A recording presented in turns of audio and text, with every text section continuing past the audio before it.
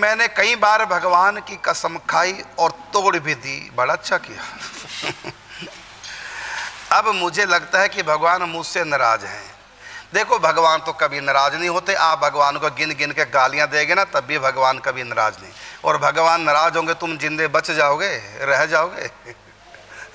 भृगुटी विलास सृष्टि लय हुई, सारी सृष्टि थर थर कांप जाए, भगवान क्रोध कर जाए तो। भगवान कभी किसी पे नाराज नहीं। तो मैं बताना चाहूँगा प्रत्येक वैष्णव को, आप दिन रात पाप कीजिए, खूब अपराध जितने आप कर सके कीजिए, भगवान कभी नाराज नहीं होते। हाँ, आपके कर्म का फल आपको मिलेगा। कोई पापी जब होता है, क्या जज जब फैसला सुनाता, क्या जज उसके ऊपर नाराज होता है? नाराज नहीं होता। जज उसके कर्मों के अनुसार जजमेंट दे देता है, नाराज थोड़ी होता है। वो कब तक दिमाग खराब करेगा जज। ऐसे दुनिया क्या क्या करी, भगवान तो फिर हर समय मूड ऑफ करके रहेंगे, वो तो दुखी रहेंगे फिर तो भगवान। यदि नाराज होने लगे हमारे पापों को देख करके, यहाँ पाप तो लगभग सभी कर रहे हैं, तब तो भगवान हर समय दिमाग ही खराब करके रखेंगे अपना। भगवान को इतना समय नहीं है जो तुम्हारे ऊपर नाराज हो। हाँ, उन्होंने व्यवस्था कर रखी है, जो जैसा करेगा वैसा भरेगा। कर्मण्येवाधिकारस्ते मां फलेषु कदाचन। भगवान कभी किसी पर नाराज नहीं होते हैं। हाँ, प्रसन्न हो जाते हैं, किसी की सद्भावना पर, प्रेम पर रीझ जाते हैं, उनको रीझ नाता है, वो नाराज नहीं होते। हाँ, किसी से विशेष प्रेम करते हैं, प्रेम में रूठ अवश्य जाते हैं, रूठ जाते हैं, वो भी प्यार में, कि भक्त मुझको मनाए, है ना। ये तो प्रेम की लीला है, ये तो बहुत ऊंची बात है।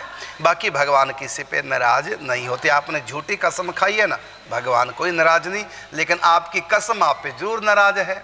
आपने जो कर्म किए है, जो जिसकी झूठी कसम खाता है, उस वस्तु का उसके जीवन में अभाव होगा, चाहे इस जन्म में चाहे अगले जन्म में। एक नियम है, इसलिए कभी भी कसम खानी ही नहीं चाहिए। झूठी क्या, सच भी कसम नहीं खानी चाहिए। तो यदि हम झूठी कसम खाएंगे तो उस वस्तु का अभाव होगा, निभाना बड़ा मुश्किल पड़ जाता है। इसलिए ये झूठी कसमें नहीं खानी चाहिए। अब आपसे अपराध हो गया, और नियम है, जिसकी भी हम झूठी कसम खाते हैं, इस जन्म में या अगले जन्म में उसी वस्तु का अभाव हो जाएगा, नहीं प्राप्त होगी वस्तु। तो प्रायश्चित क्या करेंगे इसके लिए? इसके निदान आप बताएंगे, प्रायश्चित क्या करें? इसका निदान वो जिनके पास हुआ है, जिनके पास ये जो है झूठी कसम खाया है, उसी के पास जाके अपना हाथ जोड़ के उससे क्षमा मांगे। बिल्कुल, आप बेइज्जती से बिल्कुल न डरो।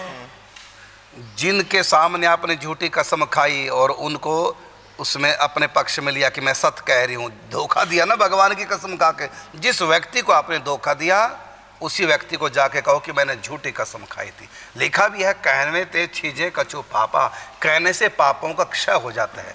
तो जिसको आपने धोखा दिया, झूठी कसम खा के अपने विश्वास में लिया, तो आप उसी को क्षमा मांगो उससे, हमारा गलती हो गया, कि हमसे गलती हो गई, हमने झूठ बोला आपसे, उस समय ऐसा परिस्थिति था, हमको बोलना पड़ा, आप क्षमा कर दो।